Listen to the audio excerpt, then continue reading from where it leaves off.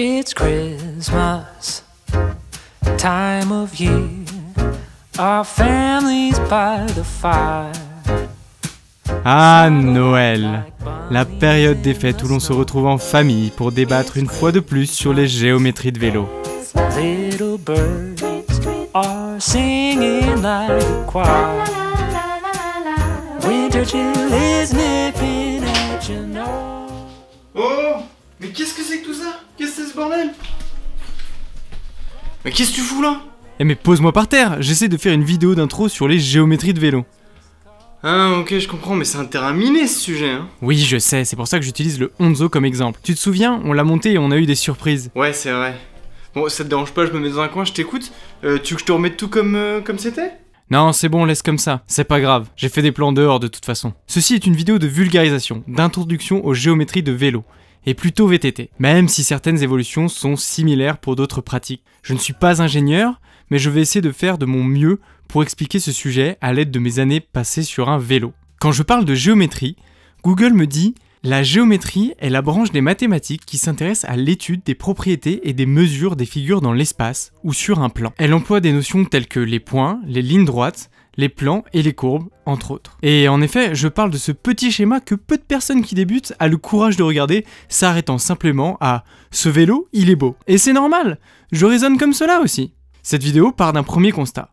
Les vélos ne cessent de changer au gré des avancées technologiques et de notre pratique. Enfin, comme tant de disciplines sportives. Bref, le but c'est de regarder un peu ce qu'il se passe et les tendances actuelles. Je t'en parle maintenant parce qu'avec mon Kona Onzo, je me suis retrouvé avec une problématique à laquelle je ne m'attendais pas. Jusqu'à présent, j'ai acheté un vélo parce que je le trouvais joli, les composants me plaisaient, et parce qu'il rentrait dans une catégorie qui correspond à mon besoin. Et c'est tout. Pour le reste, je fais confiance aux ingénieurs. Parce que la géométrie, je ne m'y intéresse que depuis peu. Quand j'étais gamin, j'en avais rien à faire. Je bricolais mes vélos jusqu'à en faire des Frankenbike. Je me souviens de mon Kona Dogmatic 2006 tout suspendu avec ses 100 mm de débattement.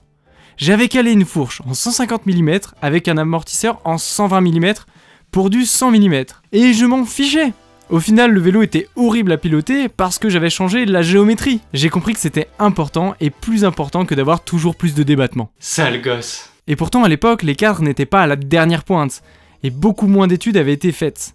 Les ingénieurs expliquaient que les cadres suivaient l'évolution des pièces détachées et non l'inverse. Une plus grosse fourche? Ok, on prend ce cadre, on le tord et hop, ça passe. Bon, c'était il y a longtemps. Et c'est de là qu'on a beaucoup changé avec l'évolution de la pratique, mais aussi des pistes et des pratiquants. Pour faire très simple, ces dernières années, dans le VTT en tout cas, on avait ce genre de vélo. Puis on a commencé à faire des cadres un peu plus sloping. Mais surtout on est venu raccourcir l'arrière un peu, pour faire un vélo plus dynamique. Mais pour garder en stabilité, on a allongé l'avant quand même.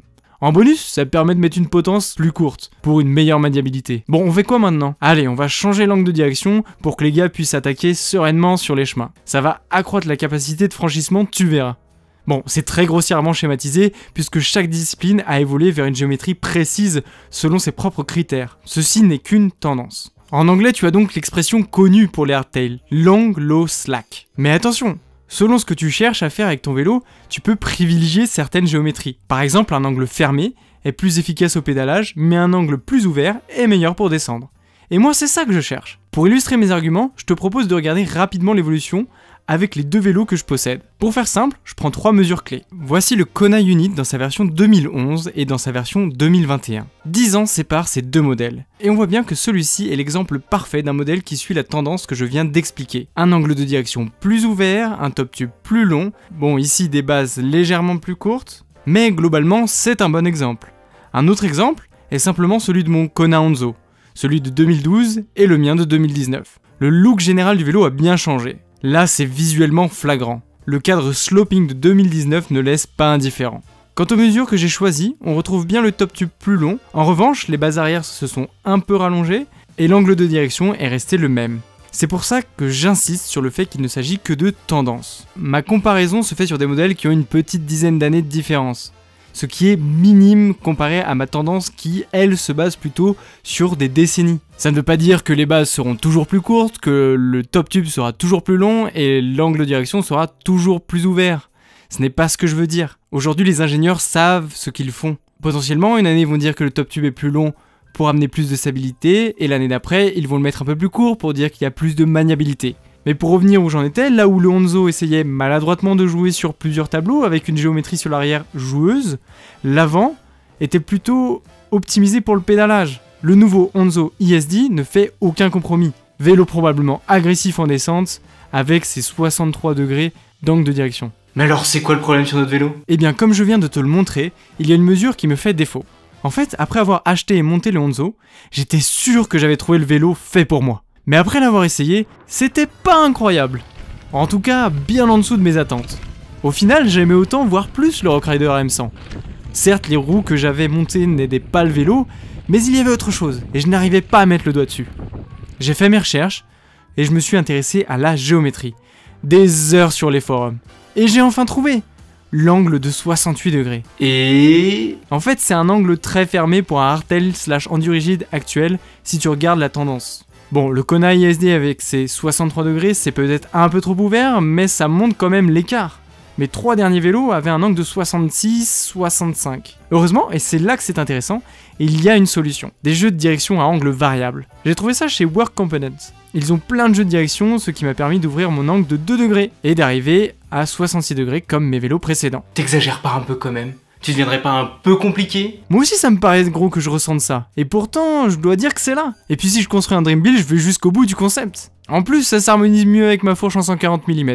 Ce vélo devrait maintenant tenir sa promesse, nous verrons bien. Maintenant que j'ai dit ça, ne te tracasse pas trop non plus. Si tu aimes ton vélo et que je viens de dire que je n'aime pas son angle de direction, ce n'est pas grave. Tu peux tout faire sur un vélo.